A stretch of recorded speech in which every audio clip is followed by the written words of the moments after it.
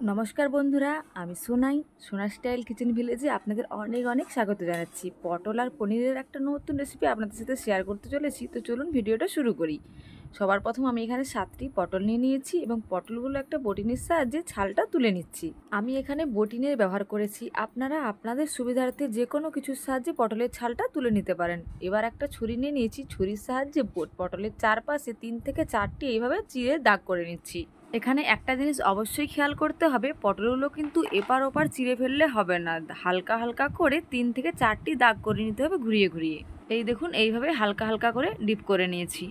একই রকমভাবে সব পটলগুলো রেডি করে নিয়েছি। এবার হাফ চামচ নুন নিয়ে নিলাম, হাফ চামচ চিনি নিয়ে নিলাম এবং হাফ চামচ হলুদ গুঁড়ি দিয়ে সব পটলগুলো খুব ভালোভাবে ম্যারিনেট করে নিচ্ছি। এমনভাবে ম্যারিনেট করতে হবে পটলগুলোর চেরা দাগের ভেতরে যেন নুন হলুদটা খুব ভালোভাবে ঢুকে যায়। এবার পটলের প্লেটটা সরিয়ে রাখলাম। অন্যদিকে একটা কড়াইতে কিছুটা জল নিয়ে নিয়েছি, 2টো টমেটো দিয়ে দিলাম, গোটাই কিন্তু দেবো, কাটবো না। দিয়ে দিচ্ছি 3টা শুকনো লঙ্কা আর একটা চাপা দিয়ে খুব ভালোভাবে সেদ্ধ করে নিচ্ছি। 5 মিনিট পর চাপাটা খুলে দিলাম। এই দেখুন, খুব সুন্দর সেদ্ধ হয়ে গেছে। খুব সুন্দর সেদ্ধ হয়েছে সেটা বুঝবো কিভাবে? বোঝার উপায় হলো, সিদ্ধ হতে হতে টমেটোর ছালটা এমনিতেই উঠে গেছে। এবার একটা চামচের সাহায্যে টমেটোগুলো এবং সেদ্ধ হওয়া লঙ্কাগুলো একটা প্লেটের উপর তুলে নিলাম এবং হাতের সাহায্যে টমেটোর ছালগুলো বাদ দিয়ে দিলাম। এবার এই টমেটো আর লঙ্কাগুলো মিক্সিতে আমি খুব ভালোভাবে পেস্ট করে নিলাম। আপনারা শিল নোড়াতেও করে নিতে পারেন। এবার এটাও সরিয়ে রাখলাম। একটা কড়া গরম করে তাতে 3 টেবিল চামচ মতো সর্ষের তেল খুব ভালোভাবে গরম করে গোটা কড়াতে মাখিয়ে নিলাম। আর ম্যারিনেট করে রাখা পটলগুলো গরম তেলের মধ্যে ছেড়ে দিলাম আর একটা চাপা দিয়ে কড়াইয়ের তাপ মিডিয়াম রেখে ভাজতে শুরু করলাম। 2 মিনিট পর চাপাটা খুলে পটলগুলো উল্টেও নিলাম। এক পাশটা সুন্দর লাল হয়ে ভাজা হয়ে গিয়েছে। মোটামুটি পটলগুলোর চারপাশটা লাল লাল করে ভাজা করার জন্য 4 থেকে 5 মিনিট নাড়াচাড়া করে নিয়েছি খুন্তির সাহায্যে। এবার একটা ছান্তার সাহায্যে তেলটা খুব ভালোভাবে ঝরিয়ে কড়া থেকে তুলে নিলাম। কড়াতে যেটুকু পরিমাণ তেল থেকে গেছে সেই তেলেতেই আমি রান্না করব। গোটা গরম মশলা দিয়ে দিলাম, সাথে এখানে তেজপাতাও নিয়ে নিয়েছি। আর সুন্দরভাবে ভাজা হয়ে গেলে কড়াইয়ের তাপটা একদম লো করে দিয়ে দিচ্ছি 1 চামচ আদার বাটা।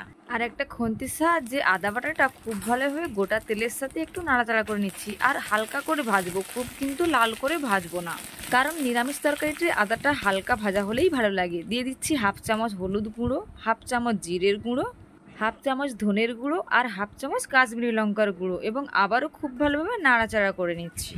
শুকনো গুঁড়ো মশলাগুলো 30 থেকে 40 সেকেন্ড মতো ভেজে নিয়েছি। এবার দিয়ে দিচ্ছি আগে থেকে বেটে রাখা টমেটো এবং শুকনো লঙ্কার পেস্ট। মশলার সাথে এই পেস্টটা খুব ভালোভাবে খুন্তির সাহায্যে নাড়াচাড়া করে কষাতে শুরু করলাম। মশলাটা যত সুন্দর কষানো হবে রান্নাটা ততই ভালো হবে। মোটামুটি 2.5 থেকে 3 মিনিট সময় লাগলো আমার মশলাটা কষিয়ে নিতে। জলটা সুন্দর শুকনো হয়ে গেছে এবং মশলা থেকে তেল ছেড়ে এসেছে।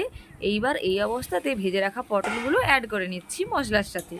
নাড়াচাড়া করতে করতে মোটামুটি পটল আর মশলাগুলো 1 থেকে 1.5 মিনিট মতো কষিয়ে নিয়েছি। আগের থেকেই আমি 100 গ্রাম পনির গ্রেট করে রেখেছিলাম, সেই গ্রেট করা পনিরটা আমি তরকারির উপর অ্যাড করে নিলাম। এখানে পনির দেওয়ার কারণে কড়াইতে লেগে যেতে পারে, তাই খুন্তির সাহায্যে খুবই আলতো হাতে একটু ঘন ঘনই নাড়াচাড়া করে নেব। এই রেসিপিতে গ্রেট করে রাখা পনির দেওয়ার কারণে পটলের গ্রেভিটা এত সুন্দর লাগে বন্ধুরা, যদি না বাড়িতে বানিয়ে খান তাহলে বিশ্বাসই করতে পারবেন না।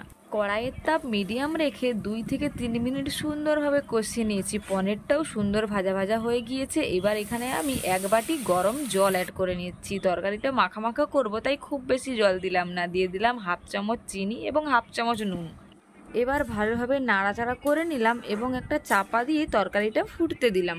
3 থেকে 4 মিনিট মতো ফুটিয়ে নিয়েছি। এবার চাপাটা খুলে নিয়ে হাফ চামচ গরম মশলার গুঁড়ো অ্যাড করে নিলাম এবং সব কিছুকে খুব ভালোভাবে মিশিয়ে নিলাম। তরকারিটা খুব সুন্দর মাখা মাখা হয়ে গিয়েছে। রান্নাটা এখানে শেষ করলাম, একটা প্লেটের মধ্যে নামিয়ে নিলাম।